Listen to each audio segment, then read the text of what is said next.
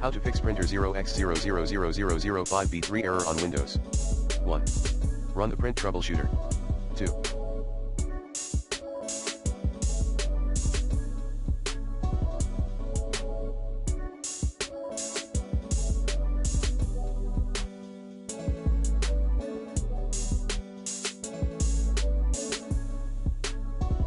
Update print drivers using the recommended Avast driver updater in this video guide.